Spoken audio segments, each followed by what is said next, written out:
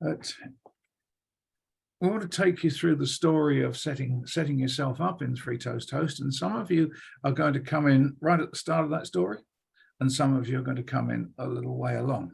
But hopefully, there's each chapter of the story has got interest for most of you.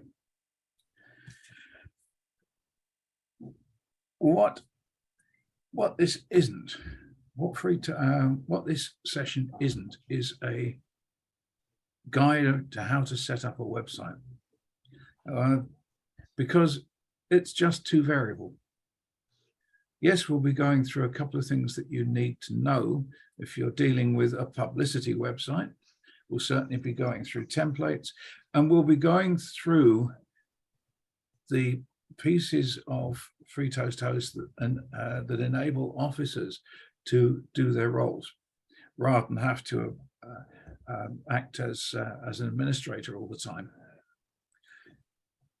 We'll be looking, so it's not how to put a website together.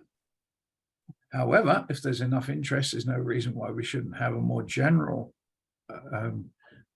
session about websites, not necessarily targeting FreeToastHost, because FreeToastHost tries to use all the default ways of putting a website together. So if you understand that, it's a good springboard to using it in other environments. I'm thinking WordPress, for example. Where are we? We've been through the putting stuff in chat. We've been through raising hands if you've got a question that you want answered now. Ashley's put the that one pager into the chat, if you which is going to act as a vague agenda. Well, this is your discussion. The idea is for you to get out what you need to get out, what you told us you want to get out of this session. And we don't do that without exploring. We don't do that without asking questions and making it a discussion rather than a tutorial session. We've covered closing without saving, those two buttons. I'm sure that'll be demonstrated. So I think it's about time we looked at the first chapter, which is to set up a brand new FreeToastHost site. And that's something that Jane is going to take us through right now. Jane, over to you. Thank you, Mike, and welcome everyone. Just a moment while I set up my screen share.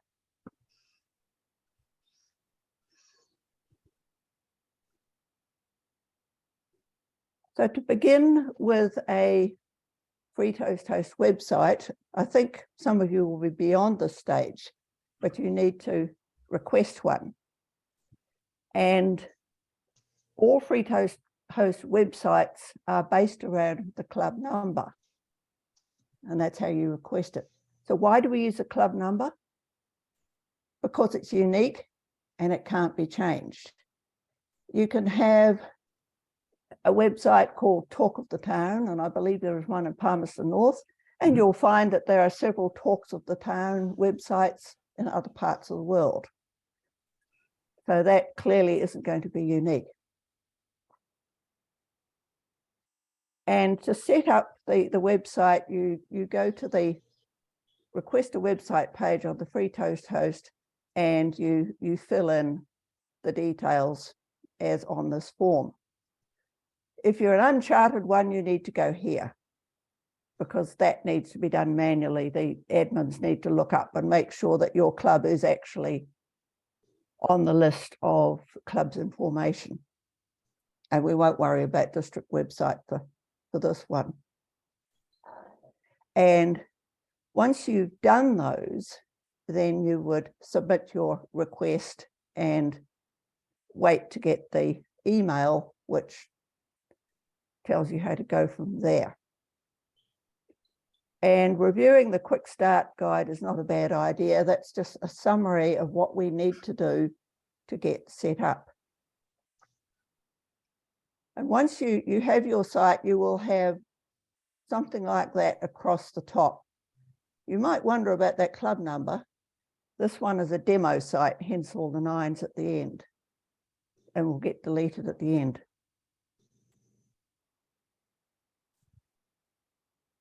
So we launched the admin console, and here I'm going to focus on 2 of the tabs that we will need.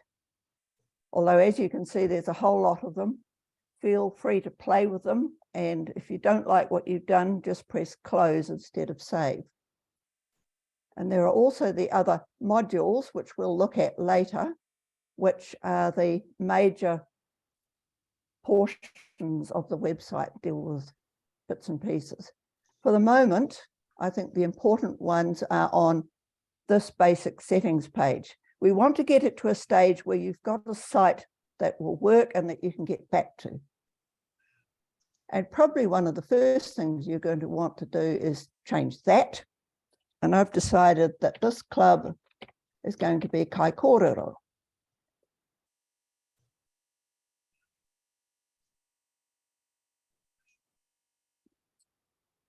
Now, I'm not going to put a description in, but as mentioned here, there is an outline of what you do with it. These days, Google doesn't care about keywords. It's the description that matters, and you've got, I think, something like 256 characters to just a good, brief, succinct description of what your club is about. And the alias and the domain or domain name is an important one. An alias is something we use in place of the club number, easier to remember. Keep it brief. Don't put Toastmasters in there because that's already in the rest of it. This one will come out as kaikorero.toastmastersclubs.org. Domain names are the sort of thing where you end up with westerntoastmasters.org, let's say, which is fine if you've got a good geek as a admin who's going to stick around in the club, because custom domains have to be renewed, usually annually. And if you don't have a planned succession, say your admin takes ill or passes away, you're going to have a great deal of fun getting the domain name company to even listen to you about changing the admin and so on.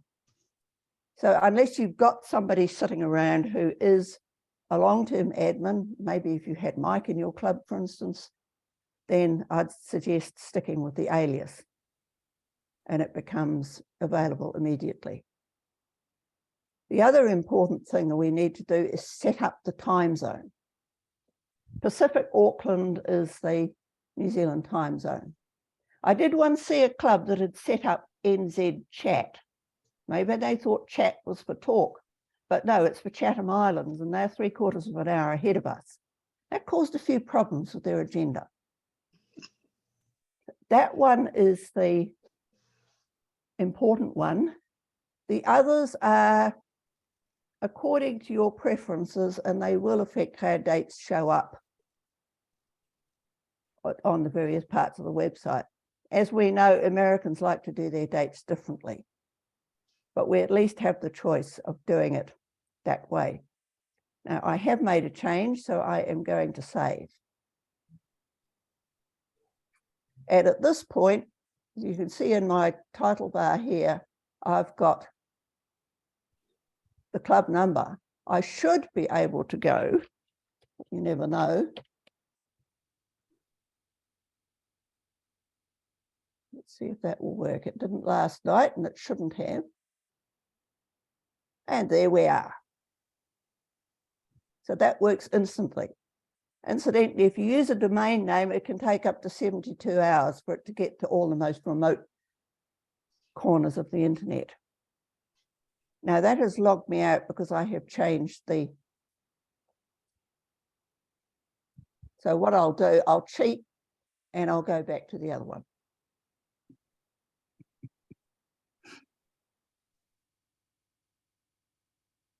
Now, the other thing that we will need to look at, not immediately, but I will just refer to, is the access settings, and that is where you decide who's going to have access to which portions of your website. As it's going to be covered later on, I'm not going to mention it, but just refer to it briefly. Now, something you might notice here is that we've got some grayed out pieces. They don't work. Why is that? That's because we haven't yet set up anything. So meeting information directions has got nothing on it.